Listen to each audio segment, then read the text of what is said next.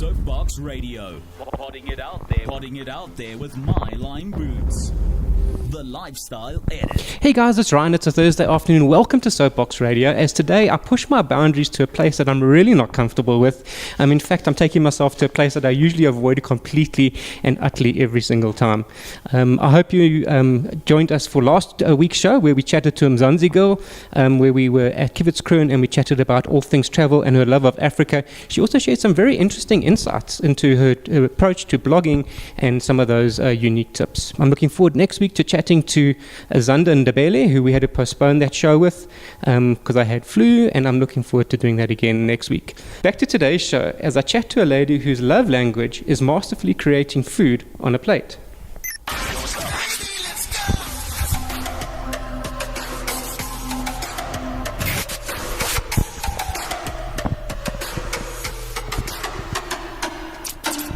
So let me set the scene for today's show. I first met today's guest earlier this year when I was invited to the launch of her first cookbook. I found her to be approachable, easy to talk to, and full of love for her craft. We spent that evening right here in her home, which is where we're coming to you today from, and we enjoyed many delights coming straight from her kitchen, with evocative names such as Fall Apart Lamb, My Mother's Sticky Chicken, and Dirty Ballerina Pavlova. I ate like a king that night. But let me introduce you to today's guest. Her love affair with food began as a young girl in her grandmother's kitchen, when she saw for the first time how the perfection of food brought the family together. She is a home cook with no formal training, other than her love for hosting Sunday afternoon lunches and supper and dinner parties. She has the ability to appeal to both a younger generation, who seek only to prepare delicious meals that don't require much culinary expertise, as well as a more mature palate, with many ideas to inspire even the most jaded palates. Home Cooked and Heartwarming is her first cookbook, which she launched in May this year. And I'm happy to be with Ashley Levine this afternoon. So straight back to her home kitchen this afternoon. Welcome, Ashley Levine. Thank you for having me. Thank you. Have I summed you up correctly with that little brief introduction? I hope so. Sometimes I think it's not me. Everyone says this author, Ashley, and I have to look behind me. Yeah, 100%. Talk to me about that time, that experience with your grandmother in her kitchen. What were you cooking that day that really got your mind working when it came to food? There were so many things that we cooked together, and I was quite a picky eater as a child, so it usually was, chicken nuggets or desserts. We used to cook desserts and biscuits and all sorts of things. Cakes, icing. I used to eat the icing rather than the cake. Okay, don't we all? She really was and is. She's out at the moment with my children, and she's 86 years old, and she still looks after them. So she really is a force of nature. So a role model on many levels, Indeed. Okay. What were you cooking that morning with her? Do you recall? I can't even remember. It's in my book. I have written it down somewhere. But okay. Has cooking always been a rather central theme in your home life? Goodness, since we were little children, my grandmother's sister was a caterer. Yeah. So it was central to our lives. We used to go there in the morning with my mum and help, cookie cut rot scones and all sorts of things. So yes, and my parents entertain a hell of a lot. So I've also learned the art of entertaining. Okay, so is it something that you're passing on to your children? I hope so. I think that they know that there's always people here on a Saturday and Sunday. When we had an off day the other day, and the kids were very upset with us. Where is everyone? There's no one at our home. Yeah. So no, they are. They love cooking and they love sitting in the kitchen with me. I'm not a very athletic person, so I'd rather bake than play cricket. I'm with you, Okay. Why do you think food is such a social thing that brings society together? Why is there such a social element to food, Ashley? Goodness, I think that there is, honestly, if some people say that they like cooking because they enjoy eating, but for me, I cook because I think it's a form of looking after people and love and showing people how much you love them. So cooking for me is about looking after my family and my friends and how they all come together in my kitchen in my home. Yes, and I think that's why it's so important. I use the term love language. I think that probably aptly describes you. I could feel it when we were here that evening for the launch of your book. I could just feel you'd walked into a home. You hadn't walked into some venue that had been hired. That's very kind. You were standing here behind the stove where we're standing now. Was this an oven? I don't even know. This is a stove. Is this a stove? Okay. Note to self, stove. So funny. And you could just feel the whole sense, and I think that's been conveyed into your book as well. Talk to me about the inspiration for writing a book. I was on maternity leave. I had all these recipes flying around the kitchen, and they were usually scribbled on pieces of paper. And my husband at the time well, my husband, Okay, the same man. same one, said, while you're, at home at the moment, why don't you start writing them into like some sort of Word document? Yeah.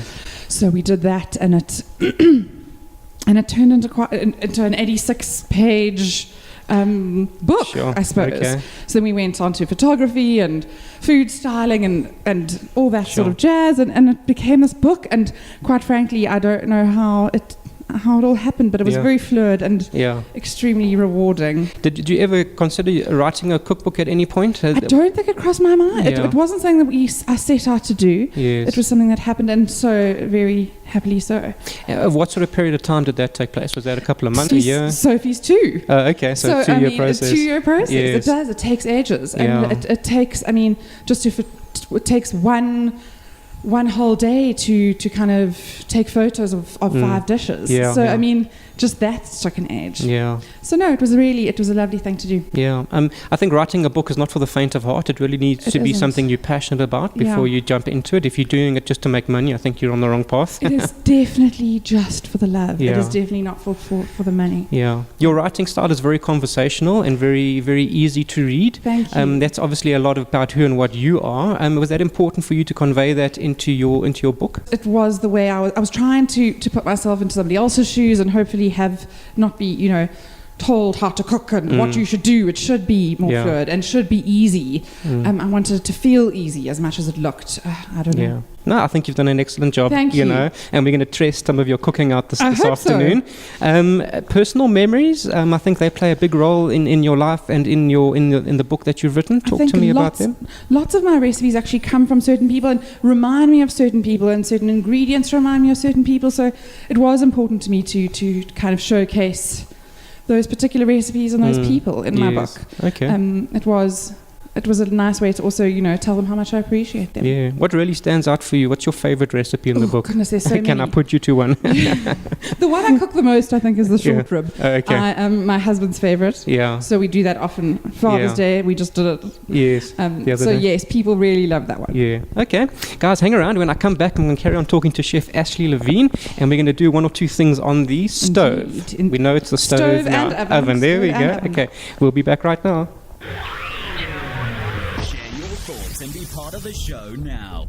Send a message on Twitter or Facebook at MyLineBoots.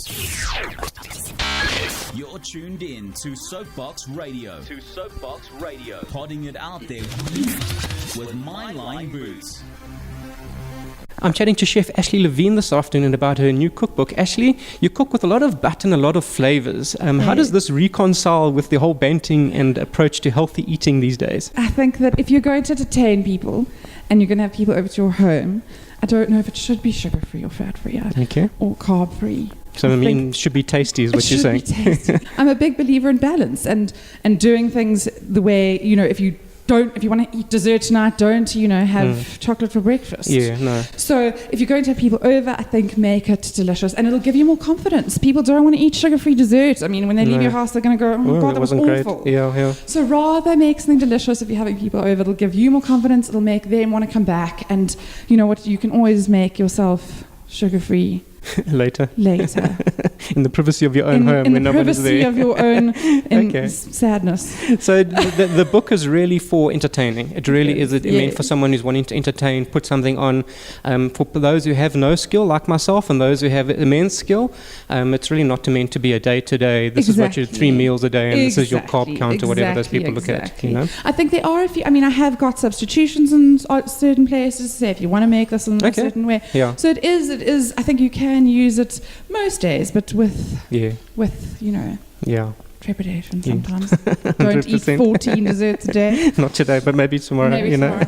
Okay, speaking of cooking, Ashley, you and I are going to do a little bit of that together now. You're going to show me, as I've mentioned to you, Yes, totally uneducated in these arts. I'm usually a consumer, not a preparer of such things. We're going to make some sticky chicken. Sticky chicken. Which is a firm favorite in my house. Okay, and the name in the book is My Mom's Sticky My Chicken. mom's sticky chicken. Tell us a little bit about the history of this recipe. It came from her very good friend Dot. Auntie Dot made sticky chicken when we were growing up, and it became a Wednesday night in our house. Okay. And we all loved it dearly, and I'm hoping that you will too. We have some, this is brown onion soup, 25 grams of brown onion soup out of the packet. Straight from the packet, eh? Straight from the packet.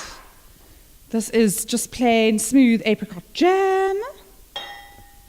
We've got some Mrs. Bull's chutney. Good old Mrs. Bull's. That's another firm South African favourite. That's it. Although you could make your own or, buy whatever you want. This is mayonnaise. Just good old... So these are all at least store cupboard. I often just keep these in the cupboard in case these, people come around. Okay. And we've got some garlic. And some salt and pepper, which I'll just grab here. Are you mixing that all up in some special mixing technique, I take it? It is absolutely not. And that is one thing I'm not good at. If you saw me chop, you'd cry. Okay. Not because you're chopping onions, eh? That looks very interesting. Is that going to be the base of the sticky sauce?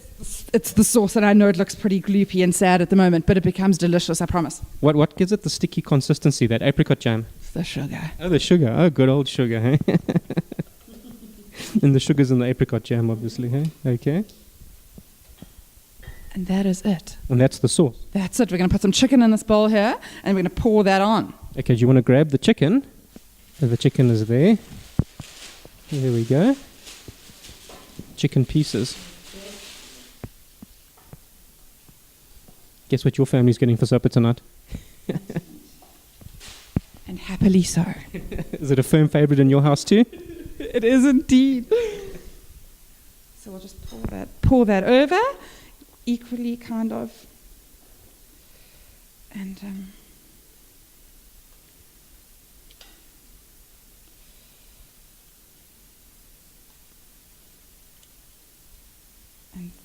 that is it. Is that how you make sticky chicken? That is sticky chicken. I mean, I think that you could do that. Possibly. I don't know. We don't want to try push the luck too much, yeah? Okay. This. Let me take that one.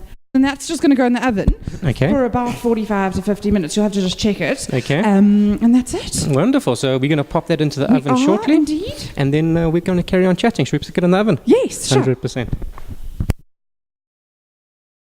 Okay, so I look forward to seeing how that chicken comes out, Ashley. Your recipes are flexible, allowing me to make my own tweaks, as your book says, and to make sure that I get almost like a customized dish. Exactly. I want it to be your own. Yes. At night, I read recipe books instead of books from book club. Okay.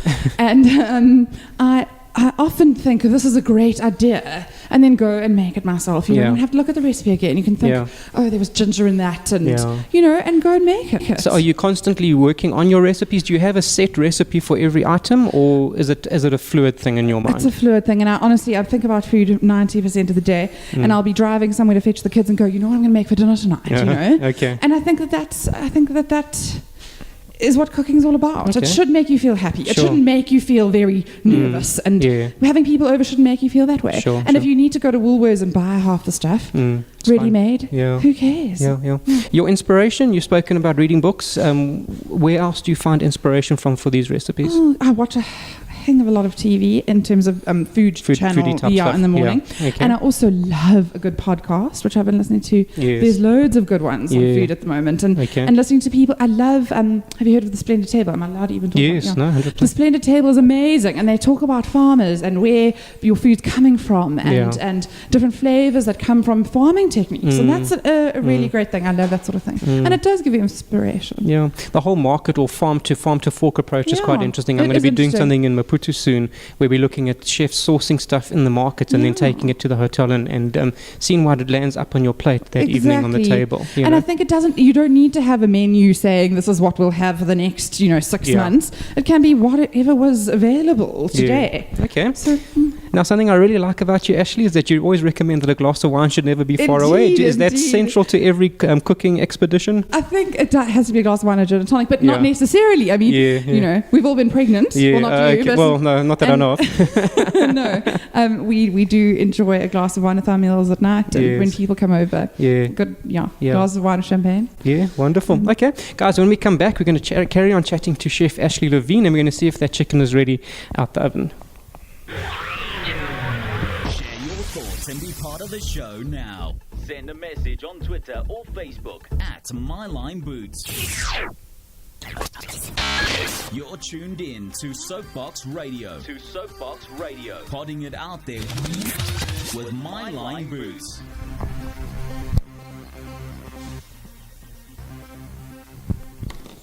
I'm back chatting to Chef Ashley Levine, and we've just finished cooking a wonderful sticky chicken dish. We're going to make some salad now and then carry on chatting. So Ashley, instruct me in the art of salad making, and let's chat. Well, this isn't actually a salad with leaves and things.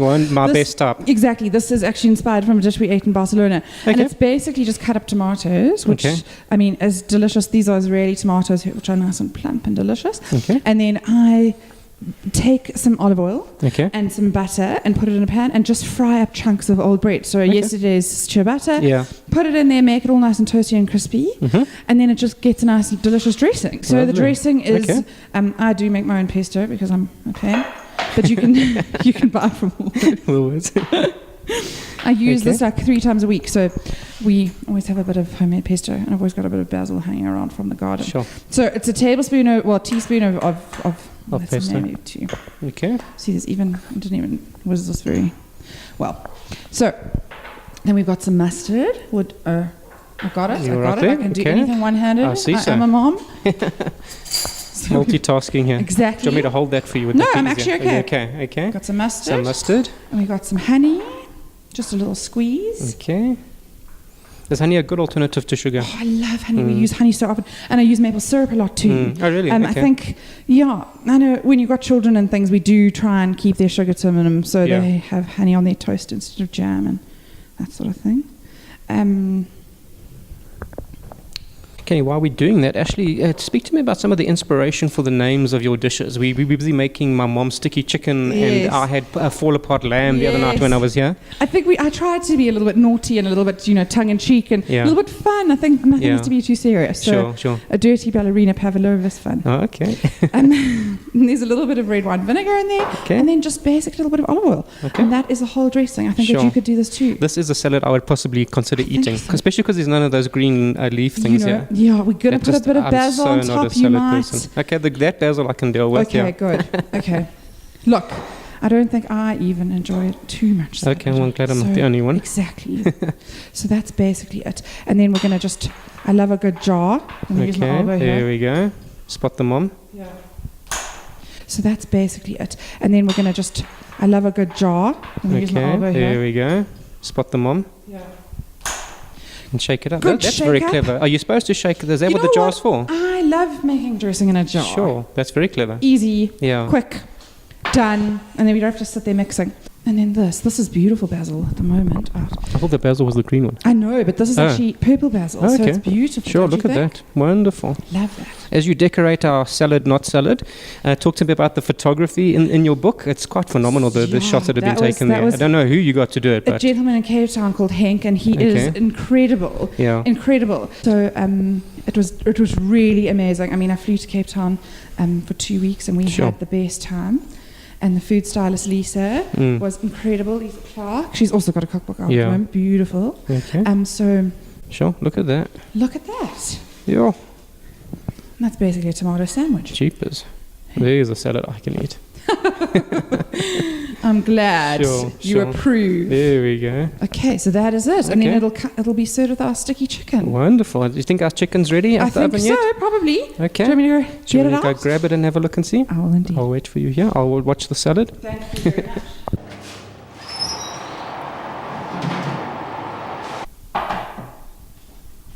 Sure.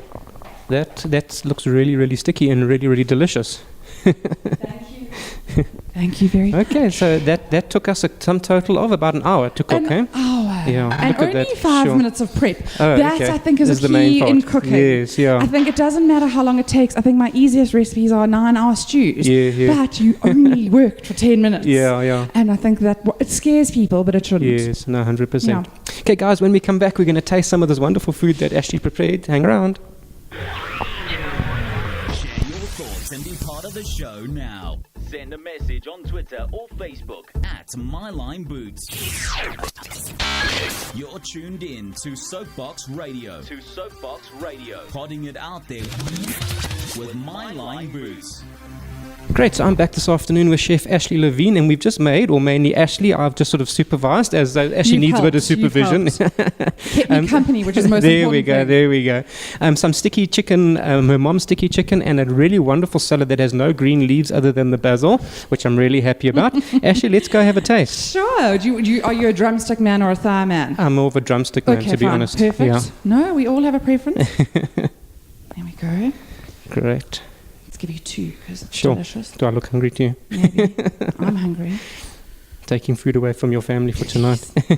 Please. Sure. There's always food, and you've got to always take some of the delicious things that come with it. Lovely. Some delicious sauce. And then we can dish up here. Let me bring this forward. And there you have it. We need some extra croutons. There we go. There you have it. Perfect. Okay, have a go. Let's give it a try. Yeah. Cool. The consistency of the sauce is rather interesting. It's quite sticky and delicious, and something happens in the oven, you know. It looks a bit gloopy in the beginning when you put it on, but it turns into something delicious and glossy and and so sticky. Yeah, very much so. And so rich. It's quite a rich sauce. I'm quite enjoying the sauce.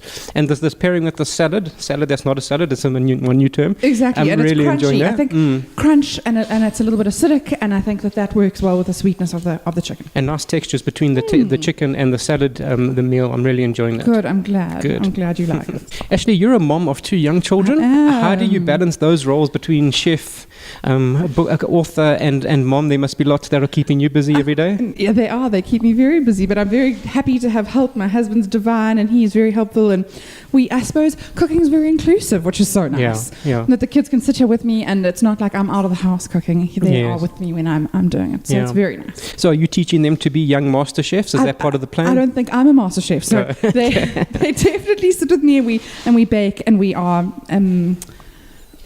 we spend most of our time, as you can see, in the kitchen. Yes. I mean, they sit at the table, and we are all very happy in here with a nice fire going. Yeah, the fireplace is wonderful. Exactly. So actually, tell me, the book Home Cooked and Heartwarming, is it for someone like me with limited food preparation skills? I think it is to try and get somebody like you to do one dish and get some confidence, and then you can work through the rest. I honestly do think that if you can make a chicken, you will be successful. Yes, in terms of entertaining for the rest of your life. Yes.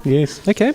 And tell me, Ashley, where to from here for Ashley Levine Food? Goodness, I don't know. That's the exciting part, isn't it? Yeah. I thought that I could never think of another recipe again.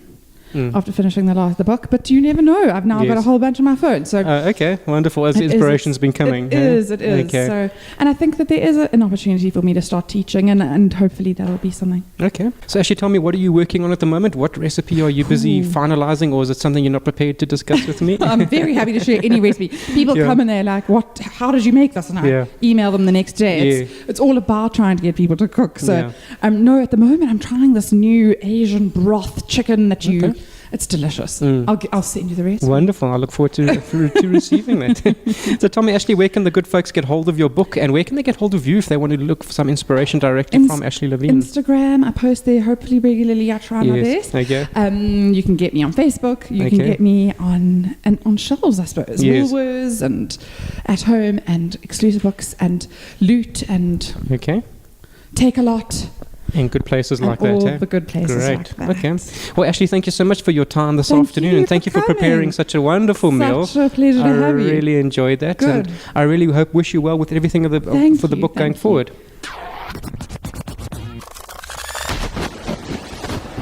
And guys, that brings us to the end of SoapBox Radio and to another show that sees me well and truly fed. I thank my guest Ashley Levine for her time, and I look forward to chatting to you guys again next week as we speak to Azande Ndebele. That was SoapBox Radio, and I am out of here. This is SoapBox Radio. Potting it out there with my lime boots. The Lifestyle Edit.